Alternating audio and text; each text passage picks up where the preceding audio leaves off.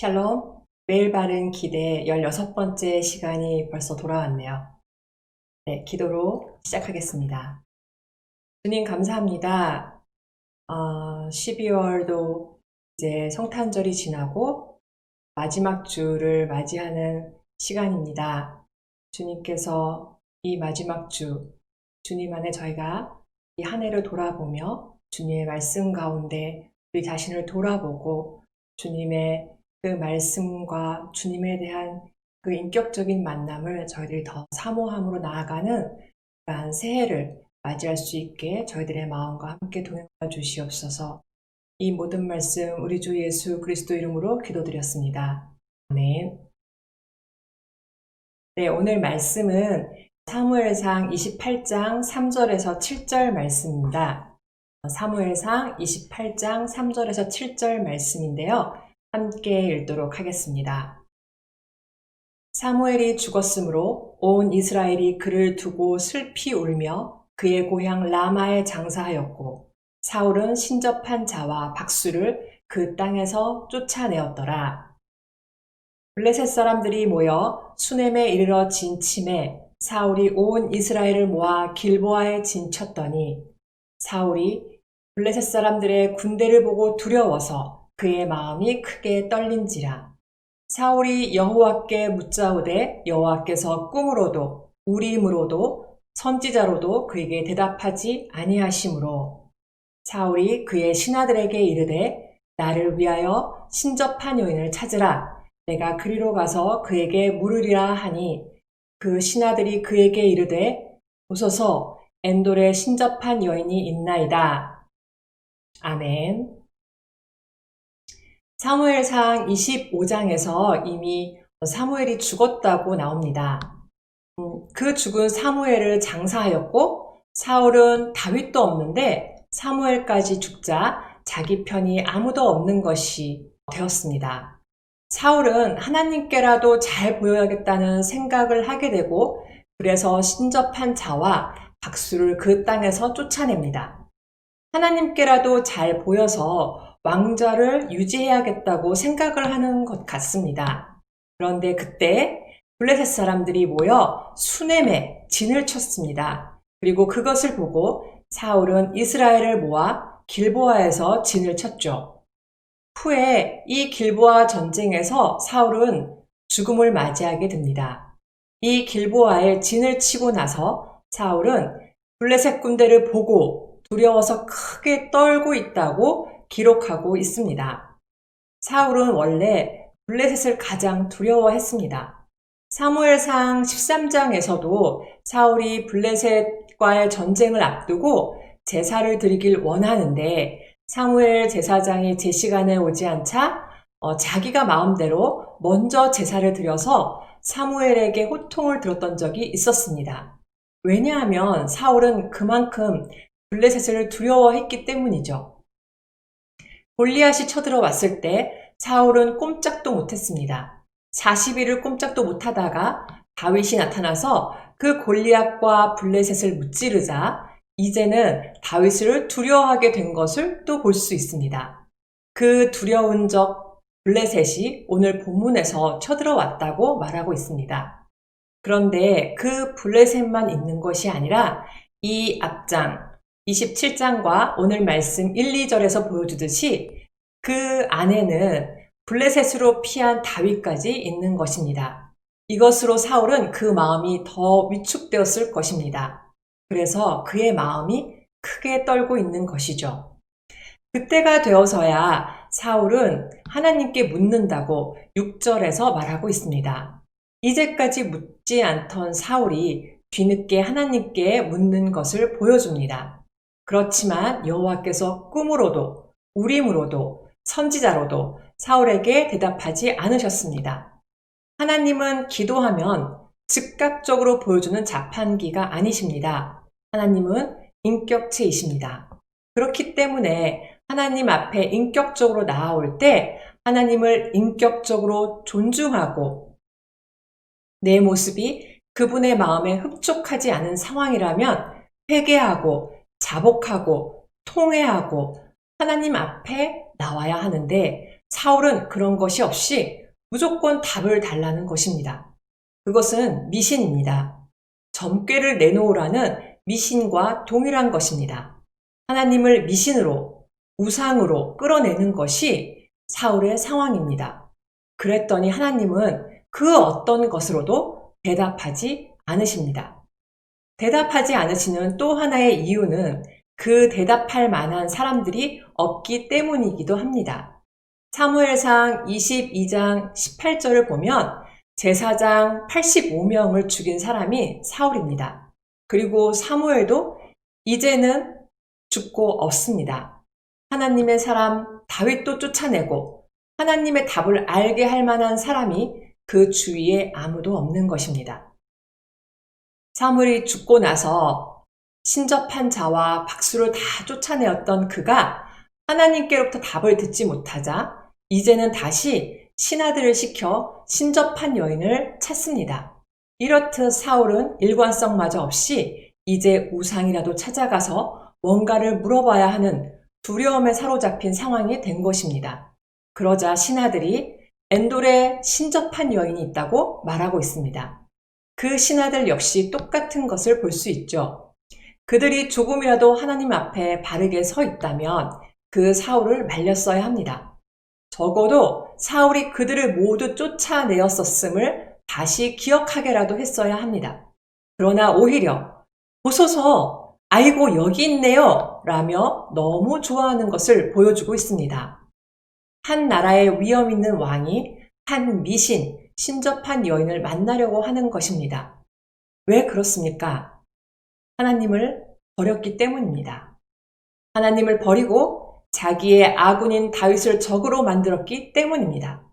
그리고 그렇게 된 근본적인 이유는 사울은 나를 위하여 살았기 때문입니다.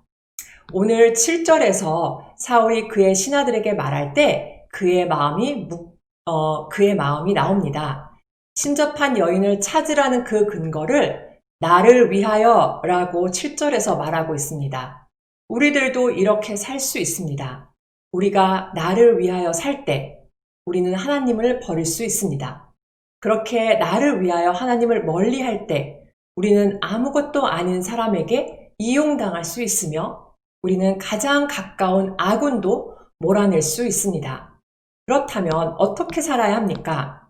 오늘 사울의 모습을 통해서 볼 수 있어야 합니다. 그것은 나를 위하여가 아니라 하나님을 위하여 살아야 하는 것입니다. 하나님의 영광을 위하여, 하나님을 기쁘시게 하기 위하여 살아야 합니다. 이 한 가지만 바뀌면 됩니다. 이 한 가지 일관성, 즉 나를 위하여가 바뀌면 됩니다. 이 일관성이 내가 아니라 하나님이시면 되는 것입니다. 그렇지만 이것이 제일 어렵습니다.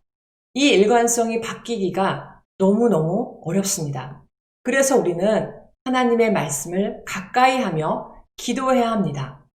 왜 우리가 이렇게 매일매일 잘가세 프로젝트 가운데 나와 하나님의 말씀을 듣고 기도해야 합니까? 하나님의 말씀 외에는 내가 바뀔 수 있는 길이 없습니다. 하나님의 말씀 외에는 내가 붙잡고 나아갈 수 있는 내 인생의 비전이 없습니다. 그 말씀 외에는 내가 달라질 수가 없습니다. 그 말씀을 받으면서 기도해야 하는 것입니다.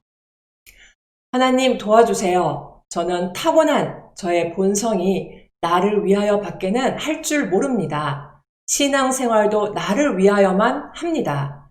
기도도 나를 위하여 합니다.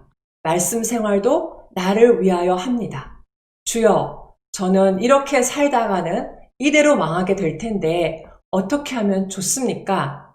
이런 저를 불쌍히 여겨주시고 저를 붙잡아 주시고 이 나를 위하여 뛰어넘어 하나님의 영광을 위하여, 하나님 나라를 위하여, 하나님의 정의를 위하여 살아갈 수 있는 하나님의 자녀로 나를 새롭게 하여 주시옵소서라고 기도할 때 하나님께서 이 시간에 우리 기도를 들어주시고 하나님 말씀을 선명하게 우리의 마음판에 새겨주셔서 그 말씀을 따라 걸어가는 말씀에 붙잡힌 인생, 하나님을 온전히 높이고 하나님을 위하여 사는 인생으로 우리를 변화시켜 주실 줄로 믿습니다.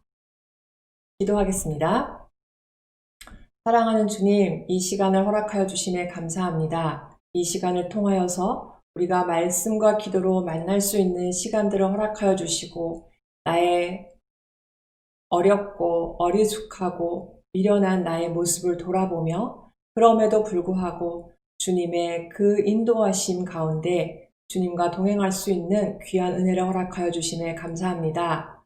오늘 말씀처럼 저는 저 자신을 위해서 주님을 만나려고 했던 주님 그러한 죄된 모습들을 또한 돌아보며 주님 앞에 간구드렸건대 주님을 닮아가며 주님의 나라와 주님의 의를 구하는 주님의 자녀로 세워지길 간절히 원하오니 주님 저를 순간순간 만나주시고 말씀과 기도 가운데 함께 동행하여 주시옵소서. 이 귀한 시간을 2021년도에도 놓치지 않는 제가 되길 간절히 원하오니 또한 더원 사랑의 교회가 되길 간절히 원하오니 주님 함께 동행하여 주실 것을 믿고 감사드리며 이 모든 말씀 우리 주 예수 그리스도 이름으로 기도드렸습니다. 아멘.